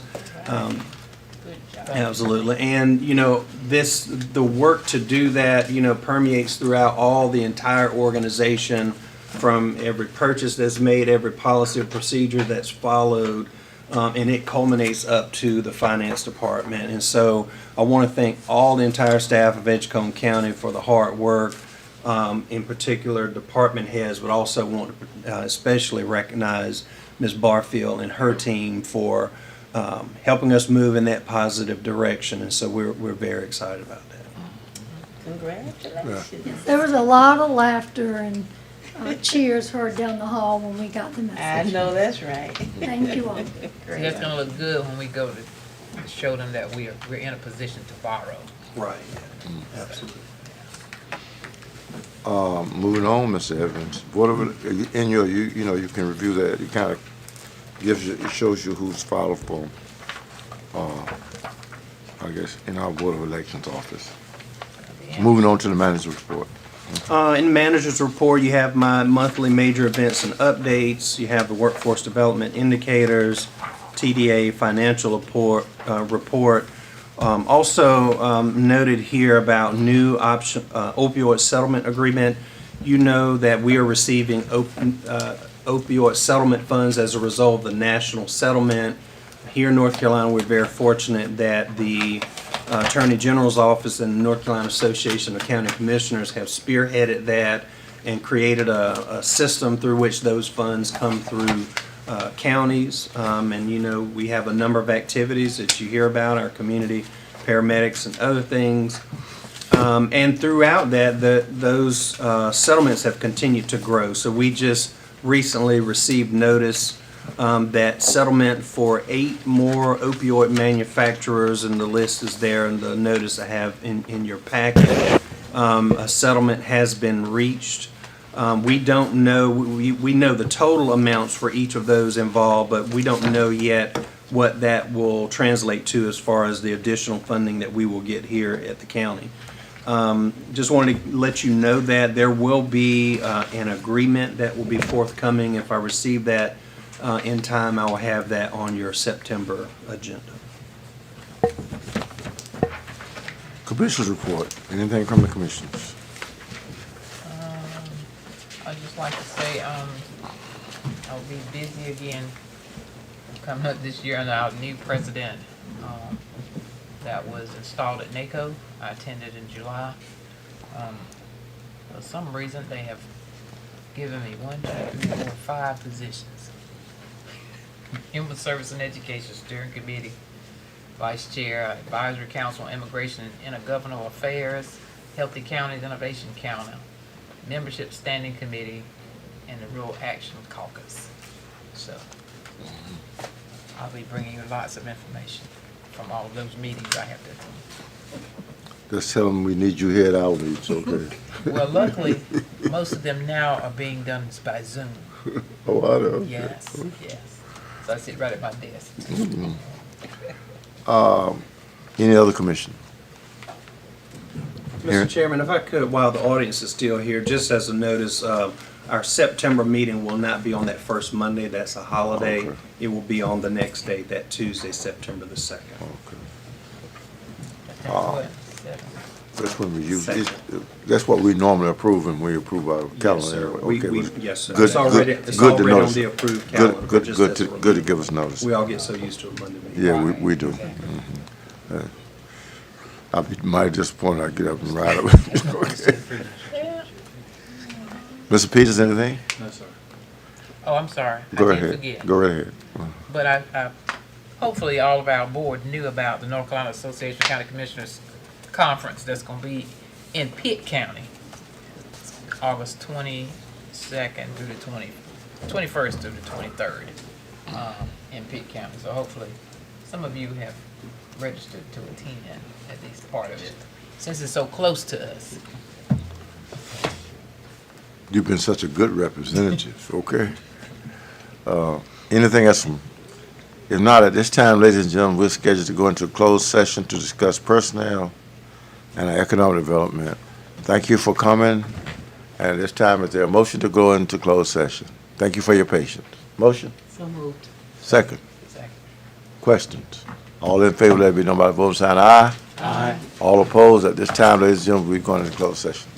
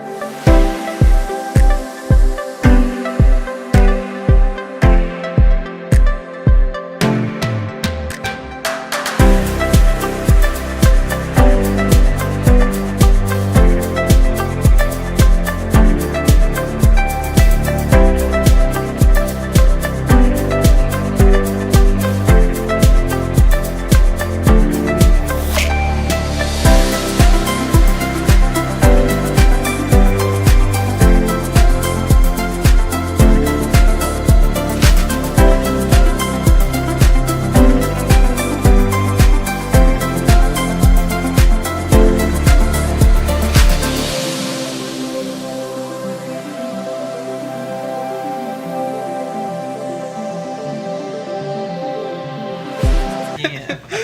Congratulations too. Uh-huh. I've been, I'm a caretaker now, so I got to stay home.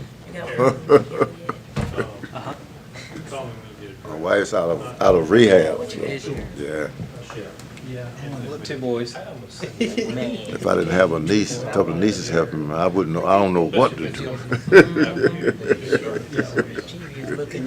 But so far it's going by as smooth as I would expect it to, yeah. Good. We on? Tell them to take that presentation. You're in there. Okay. We're not on, okay. Is there anything to come in open session? If not, is there a motion to adjourn? Second. We always put Ms. Powell down for the adjournment. Usually Boswell's second. I'll take his spot. All in favor, let me know by vote sign aye. Aye. All opposed, we now stand adjourned. Thank you so much, staff. Long day for you. Yeah, well. That's why